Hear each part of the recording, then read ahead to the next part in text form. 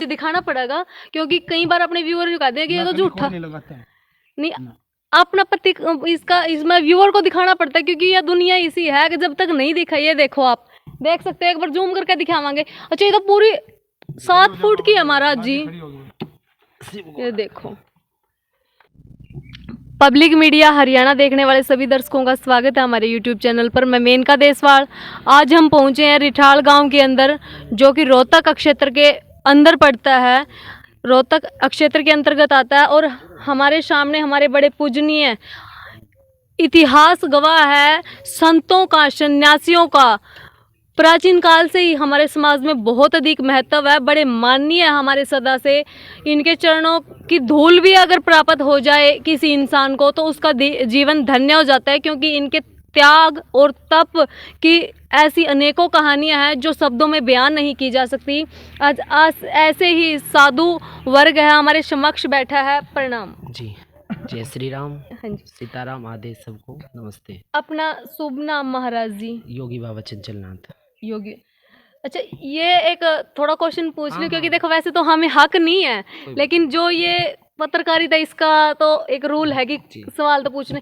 ये लटाई हैं, जो लटा बोलते हैं ना, जटाई बोलते हैं, ये असली है या वैसे ये टोकरा इतना बड़ा बन रहा है इधर? हाँ जी दिखाना पड़ेगा क्योंकि कई बार अपने व्यूअर को कहते हैं कि ये तो झूठा नहीं अपना पति इसका इसमें व्यूअर को दिखाना पड़ता है क्योंकि ये दुनिया इसी है कि जब तक नहीं दिखा। ये देखो आप देख सकते हो, एक बार जूम करके दिखावांगे। अच्छा ये तो पूरी 7 फुट की है महाराज जी।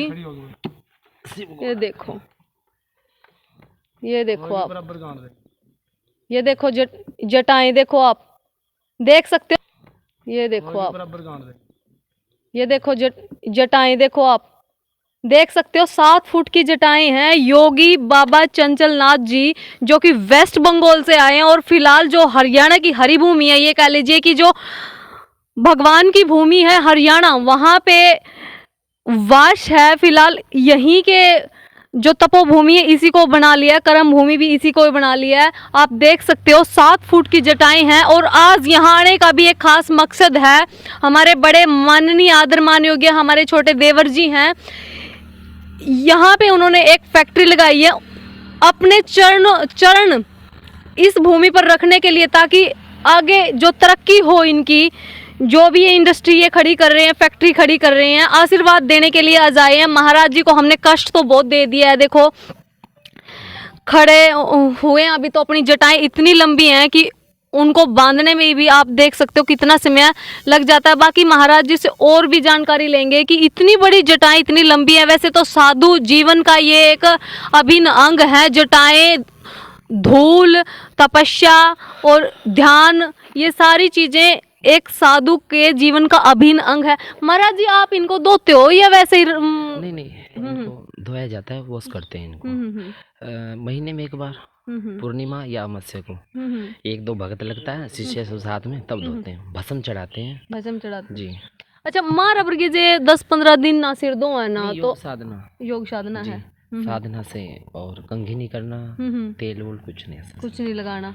अच्छा जिस तरह हम 15-20 दिन ना दो तो डैंड्रफ वगैरह हो जाए, खुजली होने लग जाए, अच्छा क्या सन्यासी जीवन का इतना प्रभाव हो जाए कि मतलब कुछ 10 साल भी ना धोएं तब भी कुछ नहीं होगा? जो इतना प्रभाव है, भजन से सब कुछ है। अच्छा आप सोचते कौन नहीं इस चीज ने लेकर, या होता ही नहीं है सन्यासी जीवन में? नहीं, हम सोचते नहीं है। तो आप देखो इतने हैंडसम हो, मैं तो कहूँगी। अच्छा ये सन्यासी जीवन में आने का क्या कारण है? कहाँ से ध्यान में आई ये बात? बस कर्म योग लगा लो, भाग्य लगा लो। कहना एक रागनी है हमारे यहाँ दादा लक्ष्मी चंद जी की, सब सौदे तकदीर के, मैं फकीर आली तकदीर में। तो आपके मन में ये विचार कब आया कि मुझे तो जो सन्यास का जीवन है या के लिए साधु का जीवन है उसको ही धारण करना है? दरअसल हमारे जो गुरुजी थे तो वो हमारे कुल गुरु थे, तो उन्होंने हमारे पिताजी से माताजी से मांगा था एक बच्चा में। जी, हम धूने पे चढ़ा दिए थे। कितने 6-7 साल की आयु थी हमारी। लगभग मतलब छोटी आयु थी। हाँ। एक साधु की जो जीवन है, साधु का जीवन है जो, और एक सामान्य व्यक्ति है, दोनों में मतलब किस प्रकार से दोनों भिन्न है?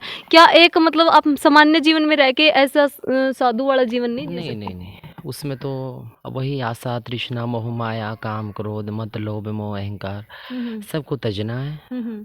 है ना, मारो मन और जीतो इंद्रिय बन जो अटल फकीर। मन को मारना, इंद्रियों को जीतना। हमारी संप्रदाय में एक शब्द बोला जाता है आदेश, सुना भी होगा, सब बोलते हैं। तो हमसे किसी ने पूछा कि आदेश का मतलब क्या है, कि आप किसी को आदेश दे रहे हो कुछ काम के लिए? बोले नहीं, आदेश का जो मर्म है, आ मैंने आदि अनंत शिव हैं जो, दह मैंने देरू भी और सह मैंने सांसारिक बंधनों से दूर, वो आदेश शब्द का मर्म है, उसकी गहराई। जी। या फिर हम ये कह लीजिए कि साधु अपना जीवन समाज के लिए इस प्रकार त्याग देता है कि आदेश मतलब सामने वाला हमें आदेश दे कि हमारी लाइफ तो तत्पर है कोई भी आदेश कोई दे ताकि हम किसी का काम आ जा। मतलब अबे हरियाणवी भाषा में अगर कमा तो संत तो विश्व कल्याण के लिए। और हमारा देश भारत देश ऋषि मुनियों का देश है, साधु संतों का देश है। एक भारत ही ऐसा जिसमें गंगा है, अन्यथा किसी देश में गंगा नहीं है। संत समाज है, साधु समाज है, विश्व कल्याण के लिए भजन करता है। अगर संत ना रहे तो दुनिया खत्म हो जाएगी। अच्छा महाराज जी देखो, आप सनातन का वजूद ही नहीं रहेगा। हाँ जी, सनातन धर्म की संतों से टिका है। और एक बात और ही आएगी, मैं अब ये चल ही रहा वाक्य तो पूछ लेती हूँ। अच्छा, अब हाल फिलहाल में एक बहुत मामला वायरल हो रहा है, ये बागेश्वर धाम से है जो। हाँ। अच्छा वो कह रहे हैं धीरेन्द्र कृष्ण शास्त्री मिल के भी आए थे उनसे। अच्छा, कई तो अपने खुद जो अपने है सनातनी है, कई योगी कह ले, वो भी उनको ऊपर ये कहने लग जाए कि तो डोंग कर रहा है, ऐसी नेगेटिव एनर्जी भूत प्रेत के लिए जो दिखा रहा है ये उन नहीं। क्या वास्तव में ऐसी कोई विद्या या ये कह जाए उसके बारे में हम कुछ नहीं कहेंगे। ना हम किसी की निंदा कर सकते हैं, ना चुगली। बुरा खोजन मैं गया बुरा न मिलिया कोई, जब अपने अंदर झांक के देखा मुझसे बुरा ना कोई। बस सब ठीक है, हमें दूसरे से क्या मतलब, संत को क्या मतलब, कौन क्या करे ना करे, अपना भजन करो, ठीक है वहाँ। अच्छा, बाकी जो सनातन को आगे ले जाने की बात कर रहे हैं उस पे क्या कहोगे? हिंदू राष्ट्र के लिए बोल रहा है, हम उसके साथ हैं इस चीज में। और जो हिंदू राष्ट्रता के लिए बोलेगा उसको तो भाई 10 विरोधी है ना, फिर उसको तो बोलेंगे ही, पाखंडी भी बताएंगे। अभी हम कुछ बोलने लग जाए सनातन ये बनाविए करो तो 10 विरोधी हमारे खड़े हो जाएंगे। अच्छा, आपने जब से ये सन्यासी जीवन ग्रहण किया है तब से आपकी लाइफ में क्या क्या चेंजेस आए हैं? बस आनंद है, आनंद है जी, परमानंद है, परमानंद है, उससे भी ऊपर सच्चिदानंद है। आज यहाँ आने का कारण गुरुदेव? ये हमारे एक प्रिय भक्त हैं सुदामा जी, और इन्होंने फोगाट टाइल्स की फैक्ट्री लगाई है, इनको आशीर्वाद देने आए हैं। और बड़े ही प्रिय भक्त है हमारे, और धर्म के प्रति भी बड़ा रुचि रहती है इनकी। गौओं की सेवा करते हैं, सनातनीय काम में भी आगे रहते हैं, समाज के कार्यों में भी आगे रहते हैं, बढ़ चढ़ के रुचि लेते हैं हर कार्य में। बहुत विचारशील और बहुत ही अच्छे बच्चे।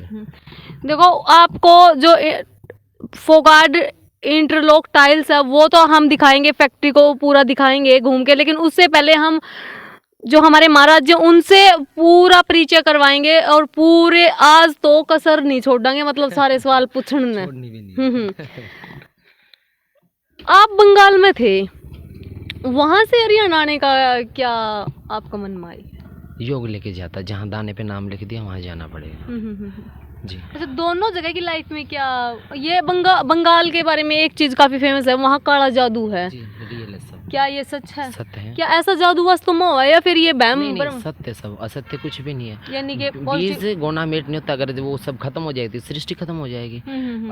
कामाख्या जो है 51 शक्तिपीठों में से एक प्रमुख स्थान है, और सरकार भी जिसको मानती है तंत्र विद्या का सबसे बड़ा केंद्र है। माँ की योनि गिरी हुई है वहाँ पे, गुप्त अंग जो है माता सती का विष्णु जी के द्वारा सुदर्शन चक्र चलाया गया था, वो 51 खंड हो गए थे सती के। जहाँ पर अंग गिरा वहाँ पर सती का स्थान बन गया। तो वहाँ पर भी 8 जून को माता के कपाट बंद हो जाते हैं। जो पत्थर की योनि है उससे रक्त निकलता है, माता रजवशला होती है, आदि शक्ति जो है उसकी रजवशला होने के कारण ब्रह्मपुत्र नदी है वो लाल हो जाती है।